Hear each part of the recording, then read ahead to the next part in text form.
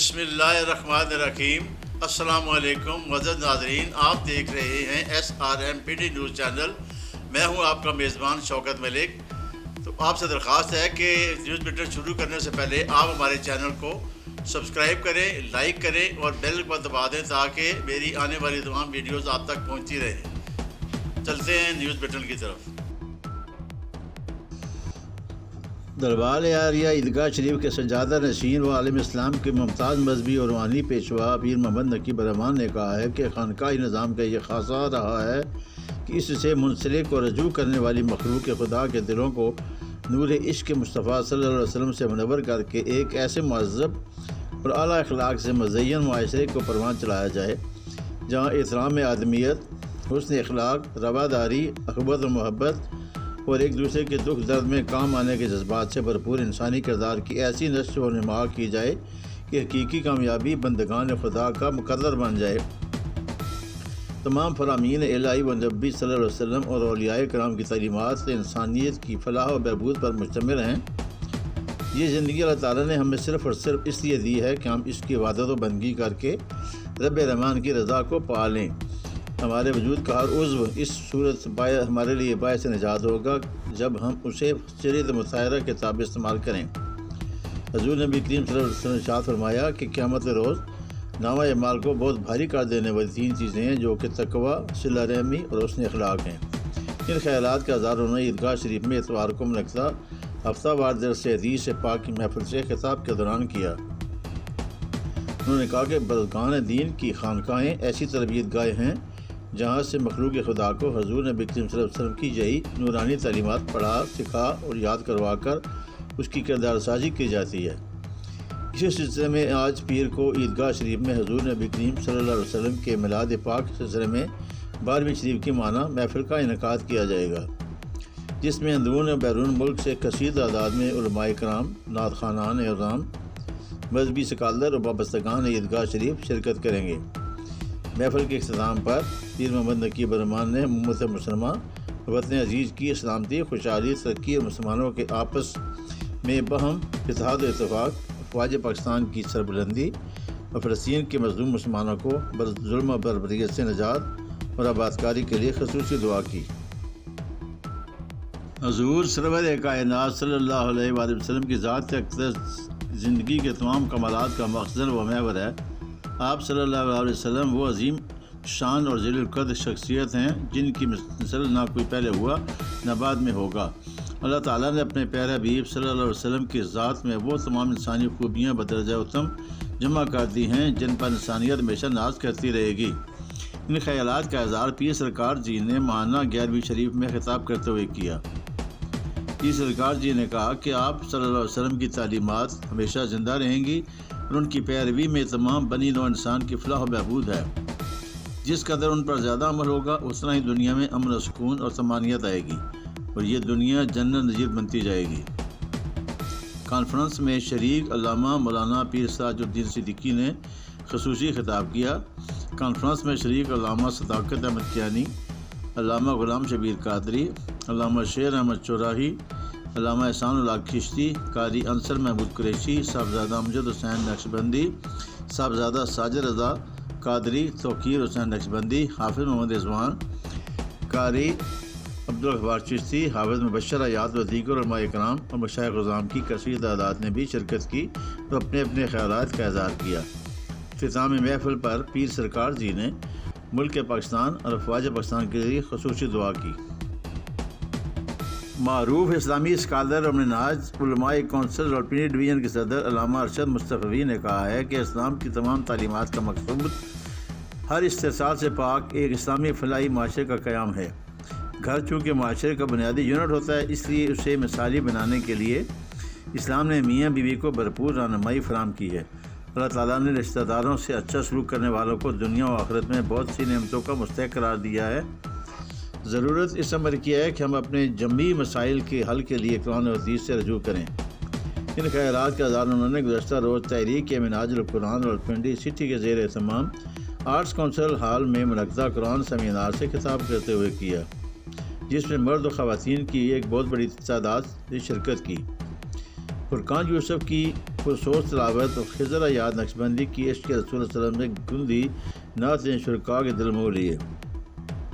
علامہ ارشد مصطفی نے کہا کہ ہمارے ہاں جوائنٹ فیملی سسٹم کی وجہ سے چونکہ اکثر نئی دلہن کو خامد کے علاوہ ساس، سسر، نندوں اور دیوروں سے بھی واسطہ پڑتا ہے، سب کو خوش رکھنا ناممکن ہوتا ہے، اس لیے مسائل پیدا ہوتے ہیں، بدگمانیاں جنم لیتی ہیں اور رشتوں کا توازن بگڑنے لگتا ہے۔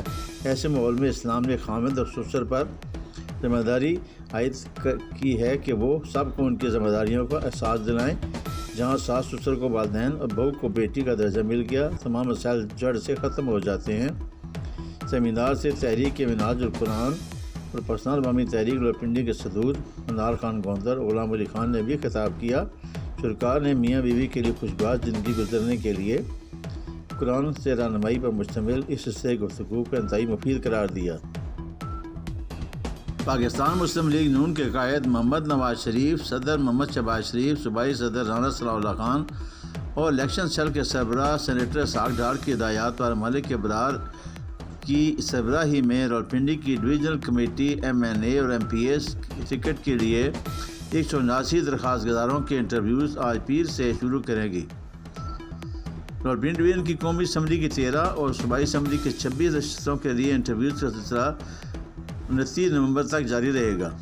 پاکستان مسلم لیگ نون راولپنڈی ڈویژن کے صدر ملک ابرار احمد کے مطابق پارٹی قیادت کی ہدایات پر ڈویژنل کمیٹی کے صدر پرویز رشید، بطور ڈویژنل صدر میں خود، ڈویژنل سیکرٹری جنرل سہیل لال کمبڑیال، سابق MNA طارہ اورنگزیب، ڈویژنل کوآرڈینیٹر ضلعی صدور اور سیکرٹری جنرلز کے ہمراہ راولپنڈی ڈویژن کے MNAs اور MPAs کے لیے ٹکٹ لینے کے خواہشمند درخواست گزاروں سے انٹرویوز کا سلسلہ آج پیر سے شروع کریں گے۔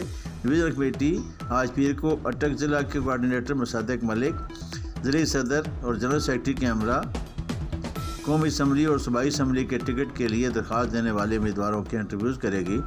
ڈویژنل کمیٹی منگل کی صبح 11 بجے ضلعی کوآرڈینیٹر چکوال شیخ آفتاب چکوال کے ضلعی صدر اور سیکرٹری جنرل کے ہمراہ چکوال ضلع، جبکہ سپہر 3 بجے جہلم ضلع کی کوآرڈینیٹر صبا صادق ضلعی صدر سیکرٹری جنرل کے ہمراہ چکوال کی قومی اور صوبائی اسمبلی کے ٹکٹ کے لیے درخواست گزاروں کا انٹرویوز کرے گی۔ ڈویژنل کمیٹی ضلع راولپنڈی کے کوآرڈینیٹر اسعد تارڑ، ضلعی صدر سیکرٹری جنرل کے ہمراہ 28 اور 29 نومبر کو راولپنڈی شہر اور کینٹ کی قومی اسمبلی اور صوبائی اسمبلی کے ٹکٹ کے لیے درخواست گزاروں کا انٹرویوز کرے گی۔ ڈویژنل صدر مسلم لیگ نون راولپنڈی ملک ابرار احمد کے مطابق یہ کمیٹی تمام درخواست گزاروں کے انٹرویوز کر کے سفارشات پارٹی قیادت کو بھجوائے گی، جس کی روشنی میں قومی اسمبلی اور صوبائی اسمبلی کے لیے موزوں امیدواروں کو ٹکٹ جاری کیے جائیں گے۔ انٹرویوز راولپنڈی میں سابق MNA طاہرہ اورنگزیب کی رہائش گاہ شٹلر ٹاؤن راولپنڈی میں لیے جائیں گے۔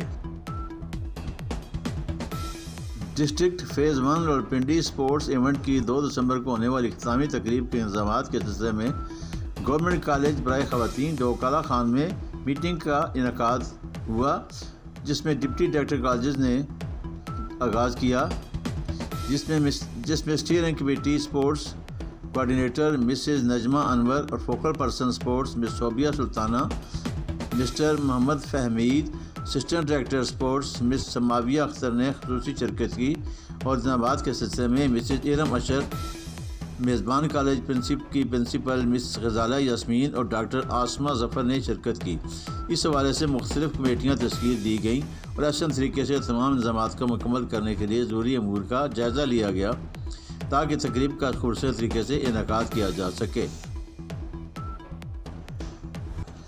قومی اسمبلی کی حلقہ N 106 کے امیدوار خالد نواز سترائج نے کہا ہے کہ کسی بھی حلقے کا عوامی نمائندہ عوام کی اجتماعی مرضی و منشا کا مظہر اور ان کے مسائل حل کرنے کا ذمہ دار ہوتا ہے۔ اگر بطور نمائندہ عوامی رائے اور مرضی کے بغیر کوئی کام کرتا ہے تو وہ امانت میں خیانت کا مرتکب ہوتا ہے۔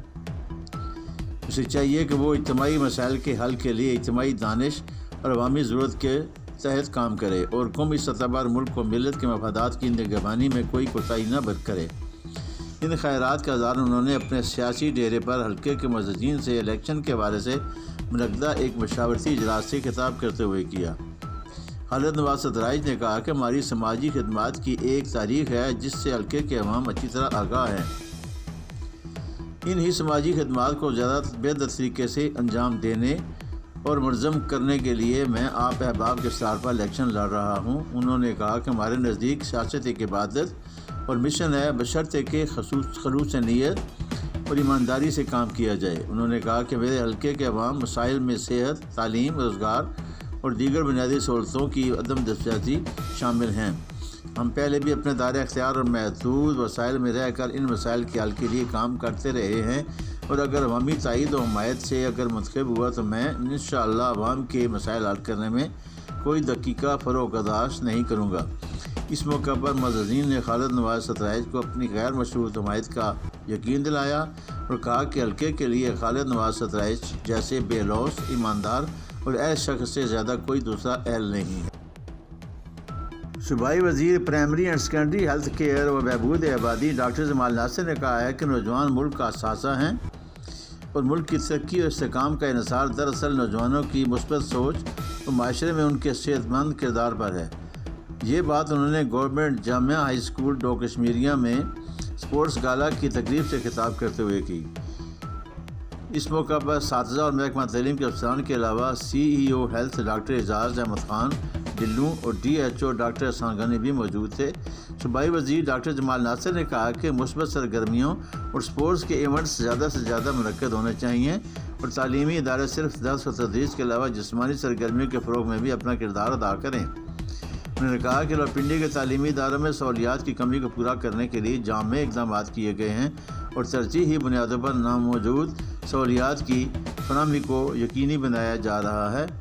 ڈاکٹر جمال ناصر نے کہا کہ راولپنڈی کی سرزمین نے بین الاقوامی طور پر نامور کھلاڑی پیدا کیے ہیں اور محکمہ تعلیم اپنے اسپورٹس کے ایونٹس میں ایسے سپر اسٹار کھلاڑیوں کو بھی مدعو کرے تاکہ نوجوانوں کی حوصلہ افزائی ہو سکے۔ انہوں نے کہا کہ جب کھیل کے میدانوں کا آباد ہونا اس بات کا ثبوت ہوتا ہے کہ نوجوان نسل مثبت سرگرمیوں میں اپنا کردار ادا کر رہی ہے۔ بعد ازاں مختلف اسپورٹس ایونٹس میں حصہ لینے والی ٹیموں نے صوبائی وزیر ڈاکٹر جمال ناصر گروپ فوٹو بنوائے۔ چیئرمین متحدہ علماء محاذ امن کمیٹی سفیر امن معروف مذہبی اسکالر علامہ پیر سید اعزاز بخاری نے فوجی افسران کے کورٹ مارشل پر کہا ہے کہ آرمی ایکٹ میں عدل و انصاف کے پھل لگنا شروع ہو گئے ہیں، ان کے ثمرات سے پوری قوم کو فائدہ پہنچے گا۔ فوجی افسران کے کورٹ مارشل سے عدل و انصاف ہوتا نظر آ رہا ہے۔ آرمی چیف نے اپنے ادارے سے احتساب کا عمل شروع کر کے پوری قوم کو حیران کر دیا ہے۔ آرمی ایکٹ کے فیصلوں سے قوم کے دل میں عدلیہ کا احترام بڑھ رہا ہے۔ ملزم کوئی بھی ہو اسے ویلکم کرنا عدلیہ کو زیب نہیں دیتا۔ ماضی میں من پسند فیصلوں سے عدل نہیں جدل کی راہنمار ہو رہی تھی۔ بے انصافی کا بڑھتا پریشر بلڈ پریشر کے مرض سے زیادہ خطرناک ہے۔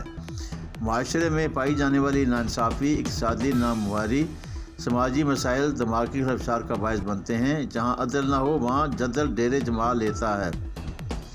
عدلیہ کے عدل سے نفرت اور بغض کی بدبو نہیں آنی چاہیے۔ فیصلے ایسے ہوں جس میں قانون کی حاکمیت، عدل و انصاف کے معیار کو ہر معاملے میں ترجیح دی جائے۔ ان خیالات کا اظہار انہوں نے میڈیا سے گفتگو کرتے ہوئے کیا۔